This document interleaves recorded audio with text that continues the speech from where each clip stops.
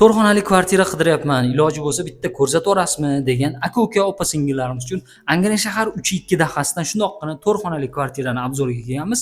Deyarli 5 xona desak ham bo'ladi, chunki balkon qismimiz ham 2x6 sharoitda. Demak, obzorimizni boshlaymiz. Shundoq katta eshigimizdan kirganimizda ko'rib turibsiz, koridorlarimiz ham anchagina katta sharoitda.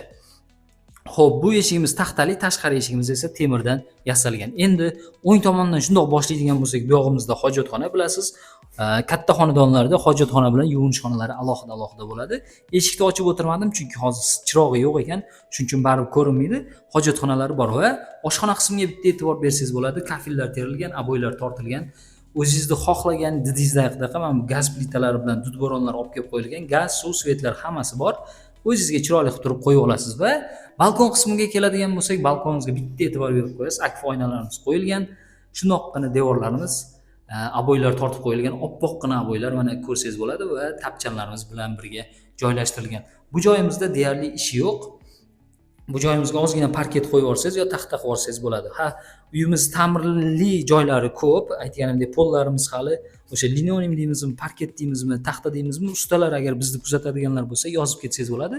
Nima qilsa bo'ladi uyimiz uchun eng ekonom rejimdagi variantlarni aytsangiz ham bo'ladi. Xo'p, zal qismimizga keladigan bo'lsak, zalimizga bitta e'tibor bersangiz bo'ladi. Devorlarimiz aboydan qilingan, patoloklarimizga qandirlar ilingan va bitta gipsokarton bilan mana bunaqa sharoitda qilib qo'yilgan.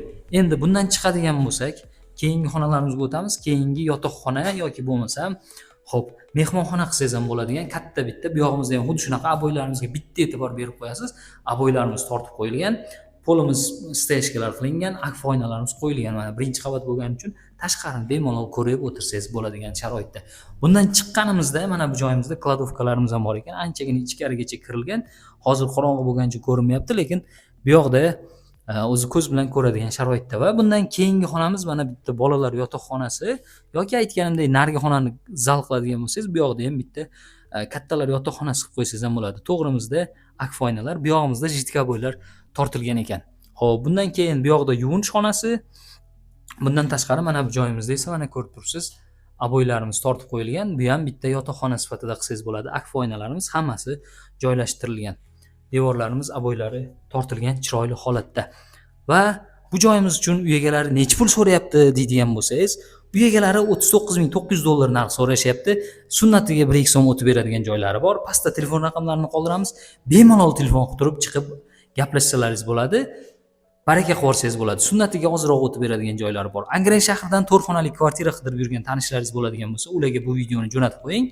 Aytganimdek, ozroq ta'mirli joylari bor. Agar usta akalarimiz bizni kuzatadigan bo'lsa, bemalol bu uyga kirib yashash uchun necha pul xarajat qilish mumkinligini ham izohlarda yozib ketsa. To'rxonali kvartira qidiryapman, iloji bo'lsa bitta ko'rsatib yuborasizmi